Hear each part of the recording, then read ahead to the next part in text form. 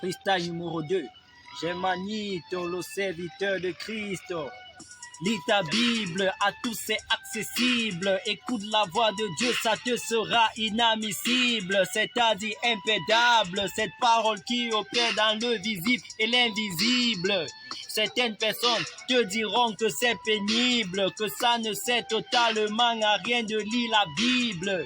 Ils te diront tellement de choses horribles, te parleront de Jésus avec un dédain terrible. Oui, ces personnes sont très bien diversifiées, peuvent être des enseignants, des étudiants, des paysans, etc. Lis ta Bible, prends de l'énergie spirituelle qui n'est pas nuisible et ne laisse pas qui que ce soit rendre ta foi faillible. Ta relation avec Jésus doit être tangible, doit être disciple, doit être distinguible. Et au Saint-Esprit, tu dois être hypersensible. Lis ta Bible pour échapper aux fausses doctrines qui te prennent pour cible, pour échapper aux prédicateurs qui sont irresponsables, qui foulent au pied la parole de Dieu comme du sable. Lis ta Bible, c'est un trésor paisible.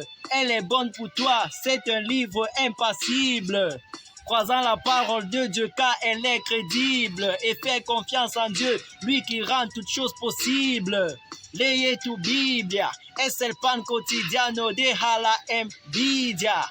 Y pon al lado lo que te fastidia, a fin de acercarte más de Dios sin desidia. Hermanito, el siervo de Cristo. Je t'encourage vraiment à lire la Bible. Mais avant, donne d'abord ta vie à Jésus en l'acceptant comme Seigneur et Sauveur personnel, si tu ne l'as pas encore fait. Car ça ne servira pas grand chose de connaître toute la Bible si tu n'as pas encore été régénéré par la personne de Jésus. Josué chapitre 1 verset 8 dit ceci: que ce livre de la loi ne s'éloigne point de ta bouche, mais dis-le jour et nuit, pour agir fidèlement selon tout ce qui est écrit. Car c'est alors que tu auras du succès dans tes entreprises, c'est alors que tu réussiras. Lis ta Bible.